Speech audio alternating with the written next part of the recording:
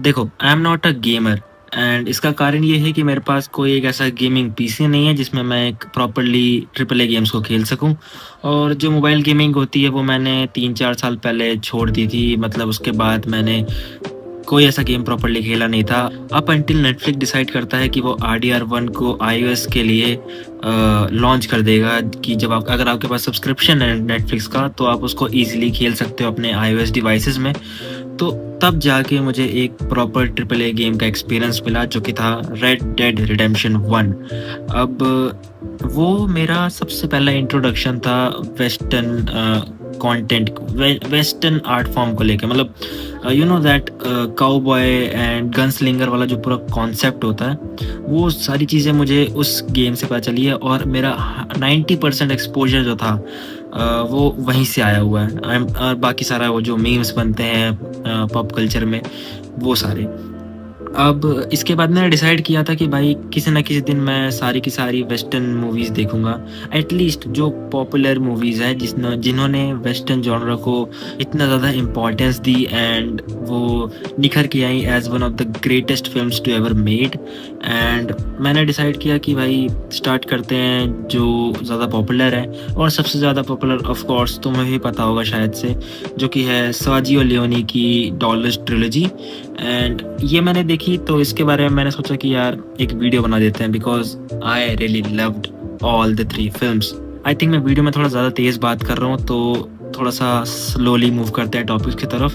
सबसे पहले बात करते हैं हम लोग सर्जियो लियोनी के बारे में। ये एक इटालियन अमेरिकन फिल्म मेकर थे जिनका करियर एक्सपैंड करता है 1960s से मिड 80s में, जहाँ पे इन्होंने लास्ट शायद मूवी बनाई थी once upon a time in America, जो कि एक क्यूट लिटिल मूवी है। मतलब ज़्यादा बड़ी नहीं है, आप देख सकते हैं उसको। अब जो उनका सबसे फेमस वर्क है वो है डॉलर्स ट्रिलॉजी। ये एक 3 पार्टर फिल्म सीरीज़ है जिनमें तीनों ही फिल्म कंटिन्यूएशन में नहीं है। उन सब में कैरेक्टर्स डिफरेंट है और हर एक मूवी की स्टोरी लाइन कम्प्लीटली ओरिजिनल है, but they share a similar theme, a similar backdrop. So इसलिए वो एक पार्ट है एक शेयर्ड ट्रिलॉजी का। अब इसमें जो सबसे पहली फ़िल्म आती है वो है अ फिस्टफुल ऑफ डॉलर्स। एंड इसकी पूरी कहानी सुनो, ठीक है? पूरी की पूरी कहानी सुनो। अकीरा कुरोसावा एक बहुत ही फ़ेमस जापानीज़ फ़िल्म मेकर है जिनके वर्क्स पूरी दुनिया में अलग-अलग डायरेक्टर्स को इन्फ्लुएंस कर चुके हैं, फिर चाहे वो स्कॉर्सेज़ी हो या फिर अनुराग कश्यप। सो सबको मतलब उनका जो सिनेमा है वो इन्फ्लुएंस करके गया हुआ है।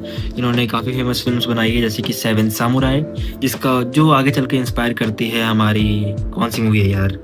देखो मैं बीच वीडियो में मूवी के नाम भूल जाता हूँ और मैं एक चैनल चलाता हूँ जो कि मूवीज़ के बारे में है। वेट अ सेकंड, एक क्लिक नहीं कर रही मेरे को। हाँ, शोले। यू नो काफ़ी मेन स्ट्रीम मूवी जो मैं भूल गया था। तो शोले इंस्पायर्ड थी अकीरा कुरोसावा की सेवन सामुराई से। एंड बहुत सारी फ़िल्म्स आप लेके चल सकते हो। रैशोमोन जो मेरी फ़ेवरेट अकीरा कुरोसावा फ़िल्म है, वो इंस्पायर्ड करती है इरफ़ान खान की तलवार को, जो कि उससे भी अच्छी फ़िल्म है, बट यू नो उसके रूट्स रैशोमोन से जुड़े हुए हैं। एंड हॉलीवुड में भी बहुत सारी चीज़ें होती रहती है जो कि है, जैसे एक एग्ज़ाम्पल है डेंज़ल वॉशिंगटन की टू हाई टू लो, जो कि ओरिजिनली इंस्पायर्ड थी हाई टू लो की। सो या that was all about Akira Kurosawa, जो तुम्हें पता होना चाहिए अगर तुमने उनकी मूवीज़ नहीं देखी है। और अगर देखी है तो तुम्हें मुझसे ज़्यादा पता होगा because I haven't seen much of his films. So आगे बात करते हैं। देखो, हुआ कुछ ऐसा कि अकीरा कुरोसावा ने फ़िल्म बनाई योजिम्बो, जो कि एक लोन वांडरर समुराई के बारे में थी जो एक टाउन में आता है और उस टाउन में 2 गैंग्स होती हैं, 2 सामुराई गैंग्स होती हैं जिनके बीच में आपस में ही कलेश हो रहा होता है। और उस कलेश में वो डिसाइड करता है कि मैं अपना यहाँ पे घुसूँगा और इनकी इनकी लड़ाई में मैं भी थोड़ा-सा मज़ा ले लूँगा। मतलब उन कुछ करता है वो, ठीक है? मुझे वो याद नहीं है, मैंने बहुत पहले देखी थी, बट इसका स्ट्रक्चर सुनना तुम ध्यान से। अब आगे क्या होता है कि वो इनडायरेक्टली उस पूरे विलेज को इन्फ्लुएंस करने लग जाता है और साथ ही साथ वो कारण बनता है कि वो जो दोनों गैंग्स हैं, उन दोनों गैंग्स का जो सफाया है वो खुद ही करता है। अब ये एक ऐसी स्टोरी है जहाँ पे एक एंटी हीरो अच्छा काम करता है, ठीक है? Simple, basic. लेकिन बात ये आती है कि इस चीज़ को दिखाने का तरीका इतना बढ़िया है, मतलब अकीरा कुरोसावा जाने जाते हैं अपने फ़िल्म्स में मतलब नेचर को अच्छे से दिखाने के लिए, वो सब इसमें दिखता है। बट इसकी स्टोरी लाइन आगे चल के बहुत सारी मूवीज़ का फाउंडेशन बनती है। तुम्हारी फ़ेवरेट धुरंधर का जो पूरा कॉन्सेप्ट है, फर्स्ट स्टार्टिंग का 10-15 मिनट जहाँ पे हमारा मेन कैरेक्टर जो होता है वो अलग दूसरे वर्ल्ड में जाता है, नए-नए लोगों से मिलता है, दो-दो और उनकी गैंग्स में इन्फिल्ट्रेट करता है। कुछ-कुछ एकदम थोड़ा-सा वो उसकी इंस्पिरेशन या योजिम्बो से आई हो सकती है। अब बात करते हैं अ फिस्टफुल ऑफ डॉलर्स की, जो कि प्रॉपर्ली कॉपीड था योजिम्बो का। अब जिस हिसाब से मैंने योजिम्बो का प्लॉट तुम्हें बताया है, तुम्हें समझ में आ गया होगा कि भाई जो पूरा सेटअप है वो जापानीज़ फ्यूडलिज़्म और सामुराई से लेके उन्होंने वो वेस्टर्न कल्चर में पूरा का पूरा डाल दिया, जहाँ पे काउबॉयज़ हैं, गनस्लिंगर्स हैं, तो शेरिफ्स हैं। तो इन सब चीज़ों का कल्मिनेशन मतलब साजियो लियोनी ने अकीरा कुरोसावा से पूरा का पूरा चुरा लिया, जिसके बाद होता ये है कि अकीरा कुरोसावा उनको सू कर देते हैं और ये वो केस जीत भी जाते हैं। और फिर इसके बाद मूवी को बहुत ज़्यादा नुकसान भी होता है एंड अपने जहाँ पे सिटी में पैसा तो कमा लेती है, बट वो पूरा का पूरा उनका केस चलता है इसके ऊपर। और क्या होता है अगर कोई मूवी सू हो जाती है तो ये तो कहानी थी योजिम्बो और अ फिस्टफुल ऑफ डॉलर्स की। अब मैं ये रिकमेंड करूँगा कि आप वो दोनों फ़िल्में साथ में देखें। पहले आप योजिम्बो देखें, उसके बाद अ फिस्टफुल ऑफ डॉलर्स, जहाँ पे तुम्हें समझ में आएगा कि एक स्टोरी सिर्फ़ एक रीजन के ऊपर सीमित नहीं रहती है, वो ट्रांसेंड कर सकती है दूसरे कल्चर्स, दूसरी लोकेशंस में। क्योंकि देखो, योजिम्बो का एक जो स्टोरी लाइन था, वो पूरा का पूरा उन्होंने वेस्टर्न जॉनरा में चेंज कर दिया। So that is how film making progressed in that era 50s to 60s के टाइम पे।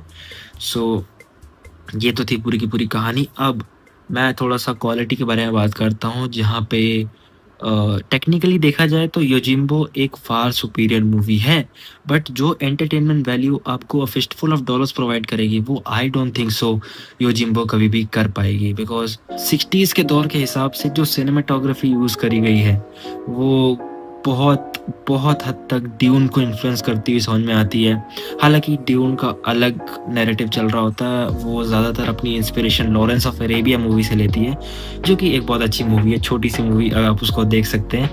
एंड सो इस वाले को इतना ज़्यादा लंबा नहीं करते हैं। सो ये था द फिस्टफुल ऑफ डॉलर्स के बारे में एक मेरा वीडियो कि मुझे कैसी लगी। नेक्स्ट वीडियो मैं बनाना चाहता हूँ और आई डोंट नो मैं बना पाऊँगा कि नहीं, जो कि रहने वाला है इसकी second movie for a few dollars more के बारे में। सो या that was everything about a fistful of dollars, जो कि बहुत अच्छी फ़िल्म है, आपको देखनी चाहिए। आई डोंट नो ये यूट्यूब में अवेलेबल है कि नहीं, बट ये प्राइम वीडियो में आपको देखने को मिल जाएगी अच्छी क्वालिटी में। एंड जो आगे की 2 मूवीज़ हैं, उसमें थोड़ा-सा वर्जन्स को लेके झोल-झाल है, क्योंकि उसके 3 डिफरेंट वर्जन्स आपको इंटरनेट पे देखने को मिल जाएँगे, जो कि है एक थिएट्रिकल वर्जन जो कि थिएटर्स में लगा था, एक इंटरनेशनल वर्जन जो कि डीवीडीज़ का है, और उसके बाद एक रिस्टोर्ड वर्जन है जिसमें कई बार मूवी का एक्सटेंडेड कट होता है या मूवी का ओरिजिनल कट होता है, दोनों में डिफरेंस है। सो ये थोड़ा तामझाम है। हालाँकि अगर आप तीनों फ़िल्में नहीं देखोगे चलेगा, आप इनमें से कोई एक देख लोगे चल जाएगा। अगर आप मेरे कहने पे अ फिस्टफुल ऑफ डॉलर्स देखने जा रहे हो, वेल एंड गुड, या फिर आप डायरेक्ट जो सबसे पीक है इसका, the good and the bad and the ugly, वो देख रहे हो, तो भी आपको एज़ सच कोई डिफरेंस देखने को नहीं मिलेगा। So that was it, hope you like the video. मैं मिलता हूँ तुमसे नेक्स्ट एक किसी रैंट वीडियो में, तब तक के लिए बाय बाय, जाओ भागो यहाँ से।